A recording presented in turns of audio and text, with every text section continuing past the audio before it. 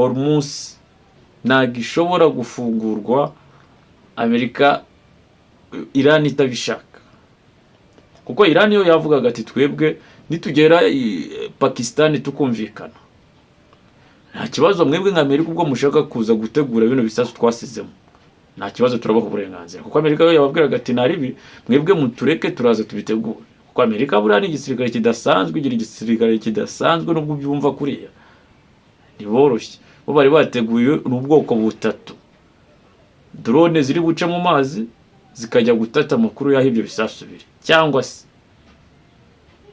helicopter zirohereza ibintu bimeze nk'imigozi biriho za smako, ku buryo asmako izajya yihumuriza icyo kiboro kigahita giturika, ariko bidakoze kuri ya helicopter iri mu kirere. Urumva sha harashya harashya kabisa. Cyangwa se Amerika ikavuga ati cyangwa se twebwe tuzane amato yacu atajya apfa guturika, abari bwo bwato tuzoya tunyuzaho hejuru za boro za Iran basize munsi nizibyumva iturikana icyo kiboro, ariko ntacyo biri buba bivuze ko nta muntu urabukirimo.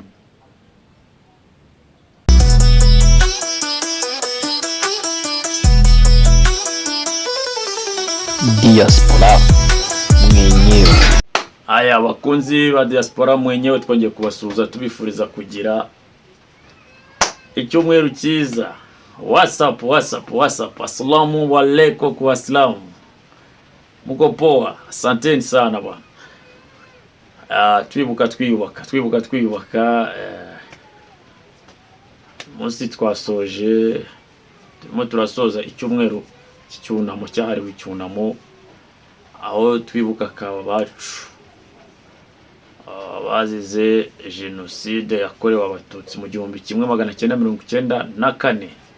Anyway, cyumweru cyahariwe icyunamo rero turimo turagisoza, nizere ko mumeze neza. Twibuka iminsi 100, so nizere ko rubyiruko bantu banjye tuzagomya gusigasira ibyagezweho, twiyubaka. Bizagomya bikudufasha cyane twebwe mu rubyiruko, kandi rubyiruko mwirinda ingengabitekerezo ya jenoside, twibuke twiyubaka. Anyway, ko ibyo twabonaga nka harya ngo ni ibyuya twabonaga ngo esase ngo yuriye ngo ibiki ngo ibitoro ngo ibiki ni ibyuya twabonaga, amaraso naraza. Ko muri Iran ibintu bikomeje kugorana nyuma yuko ku munsi w'ejo Amerika yari yatumije, ni nkaho nyine urumva ni Pakistan yari yabatumije. Pakistan yabaye umuhuza wabo, kandi Pakistan si ubwa mbere iba umuhuza ku kibazo cya Amerika. Pakistan ni umuhuza mwiza, yari yabaye umuhuza wo kuba yahuza Amerika na Iran, ibahamagaza muri Pakistan baragenda. Ariko ikintu cyabayeho cyatutunguye twese nk'abari bategereje kumva yuko inkuru ibaye nziza, inkuru ibaye fresh gas, igitoro kigiye kugabanuka. Twagiye kumva twumva batubwira yuko biranze kumvikana, biranga neza ku manywa y'ihangu. Anyway, turaza no kuza kuvuga ku makuru ya Papa Leo, umunyamerika, umupapa w'abakatolike, umupapa wa Kiliziya Gatolika ku isi, uturuka muri Amerika. So aho hari amagambo menshi agiye atandukanye hagati yiwe na Donald Trump, aho Trump avuga yuko atamukundaga, ati niyo ataza kuba ngewe ntago wari gutorwa wowe ngo ugirwe papa. Mu gihe papa we yaramubwiye ati nyirizina iyi ntambara ni mwebwe muyiteza nka Amerika, kandi ntago byari bikwiye yuko intambara irangira ya Iran. Intambara zose ziri ku isi zikarangira kuko zitezwa namwe. Papa nk'umuntu waruvugishije ukuri rero, Donald Trump yamwifatiye ku gahanga, arimo aramwataka amagambo agiye atandukanye. So nuko dutangirire kuri iyi nkuru ya Papa nyirizina. Papa ni umunyamerika, Papa Leo ni umunyamerika watowe ejo bundi murabyibuka. Ubu ni we papa wari uhagarariye Kiliziya Gatolika mu gihugu cy'umufarango mu gihugu Vatikane, donc ku isi hose ni uhagarariye abapapa. Nibuka neza ko na Kardinali Kambanda yagiyeyo bajya gutorura umupapa. So yatowe ndiyo ejo bundi ku bwa Donald Trump. Ari nabwo Trump muramwibuka yambara akagofero k'abapapa, bega yambara nk'abapapa, shyiraho yakanzu y'abapapa. Amagambo aba menshi bavuga ati nyamara ibi ni ibimenyetso bigaragaza yuko papa ashobora kuzaturuka muri Amerika. Nekereza ko benshi mwarabibonye bakunda kunkurikirana, bakunda gukurikirana diaspora mwenyewe, mujya mukunda kubikurikirana. Nyuma yaho tujye twumva papa aratowe Leo umunyamerika. Papa yaje kuza nk'iyi mubiri y'amanambara, intambara ya Ukraine, intambara muri za DRC, intambara muri za Iran, intambara hehe. Papa Leo ni yari yindimi nk'umunyamerika, yavuze ati izi ntambara nyirizina ziratezwa n'ubutegetsi bwa Amerika, kuko Amerika ibishaka of course iyi ntambara yitirangira kwikubitira, izi ntambara zashira, ariko uziteza ninde? Ni Amerika. Rero mureke kwitwaza icyo muri cyo, mureke kwitwaza ko muri Amerika, mureke kwitwaza ko muri abayobozi b'isi.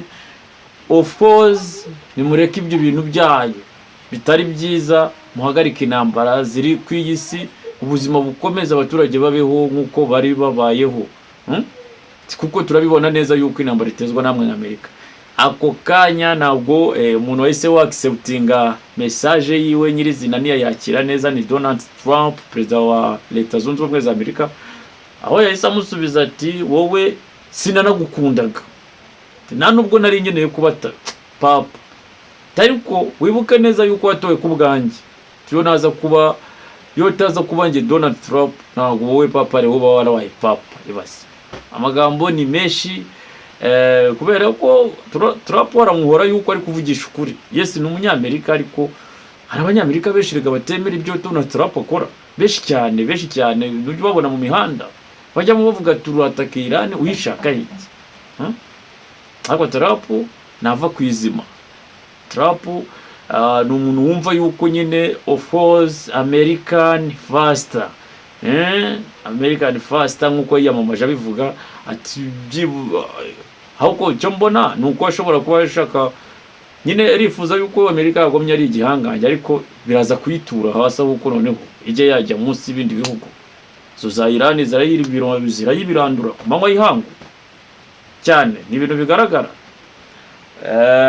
Donald Trump rero icyo twamwifuriza ni ukuba yatuza ibintu by'intambara, kuko mbonye tunakomerezaho mbonye intambara yo muri Iran aribwo igiye gutangira. Abantu batuye isi ni nko kuvuga ngo tube maso. Twavugaga ngo ibikomoka kuri peteroli ngo byazamutse, ariko ni ibyuya twabonaga, amaraso naraza. Kuko nimba bagiye kumvikanira muri Pakistan bagasohoka buri wese nta wumvikanye n'undi babafatanya, kuko bari bagiye gufatana mu mashati. Delegation ya USA yari igiye gufatana mu mashati na delegation ya Iran, byarangiye kumvikana byanze. Iran irataha ijya muri Iran, Tehran. Delegation ya USA ihita yurira nayo rutse mu kirere Washington DC. Bakigerayo rero nibwo bahise batangaza yuko byanze. Abanyamerika nibo batangaje ati byanze, delegation yari yagiyeyo ati byanze, kumvikana byanze, tubwo birangiye nyine. Ati cyo tubona cyo ni byiza kuri Amerika, ariko biraba bibi cyane kuri Iran. Nyuma yaho nibwo twese tubona Donald Trump asohora itangazo ku rukuta rwe rwa X avuga yuko agiye kohereza amato, abakomando kabuhariwe barwanira mu mazi, bagomba kujya gutegura biriya bisasu biteze mu mazi ya Hormuz, umuhora wa Hormuz, kandi bakawugenzura neza ku buryo bwuzuye, ku buryo buri muntu wese urajya uwunyuramo atazajya yishyura. kandi Iran nayo ikavuga ati twebwe nitwe tugomba gukontorora umuhora wa Hormuz, unyuzemo akatwishyura kandi akishyura mu mayuwani apana amadolari, akishyura mu mafaranga y'amashinwa. narababwiye Diaz ahubwo ko ibi bitazakunda. USA batangiye kuyikora mu jisho. Rero amato akimanuka yaje ameze nk'ari gutata, yari abiri adasanzwe ya USA. Kigera aho ngaho nimba yatataga abanza arebe twegereye hano tugakora ibi, Iran yatubona. Bakitera santimetero zingahe ako kanya Iran ihita bahamagara ku byombo. Bamwe mwabikurikiranye kuri diaspora mwenyewe, nekereza ko mwagiye mu byumva. Abahamagaye rangi birababaza, murimo murajya twebwe turimo turinjira Hormuz. Ati reka musubireyo mukatire aho ngaho, mugere gute mukatire aho ngaho, nibiba ngombwa ko mwegera imbere twebwe turabarasa. USA rero USA kuva na kera, urumva kuva na kera Yesu n'umupolisi w'isi, ariko USA hariya nayo Iran yayibonye imboga mu menyo burabyarangiye. Ako kanya amato ayisasubira, uyo bo bababwiye ati mwebwe nimusubire mu nyanja y'Ubuhinde. Turabara ishuro zingahe twasubiye mu nyanja y'Ubuhinde, nibitaba byo mwegera imbere tubarasa. Amerika yaje burya gusubiza ya mato, baravuga ngo nubwo tubisubiye inyuma ngo turagaruka ngo neza ngo twamaze kwitegura. Ariko none hambonye inkuru ivuga yuko noneho bagarutse sakurudi nyuma. Baragarutse barinjiye Hormuz ku mbaraga, barinjiye Hormuz ku mbaraga kabisa. So reka turebe ikiri bubeho nyuma, igihatsi binyuma kanya. Ariko icyo mbona cyo harashya, harashya cyane. Nibyoroshye, hari abantu benshi batari kumva neza nini itakuya nyuma, ariko paka tubimazemo. Ariko byarangiye kumvikana byanze. So turimo turabakurikiranira inkuru neza yose ukuri burangire, kuko intambara nibwo itangiye ubundi muri Iran. Ubu bya bindi twabonaga byari nibishashi, ubu noneho ibiturika, ubu noneho nibwo bigiye byajya gutangira byanyabyo. Katurebe aho biri buke bishyira. Gusa icyo twifuzaga nuko yari burangire wenze ibikomoka kuri petroli bikoroha, ubucuruzi bukongera bukagira esasi koroha, tukabona ibicuruzwa mu buryo bworoshye. Ariko ubwo byanze, reka turebe ninde mugabo cyangwa se ninde utsinzwe, ninde utsinze.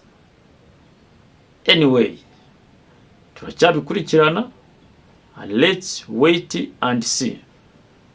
Wowe subscribe, like, share, comment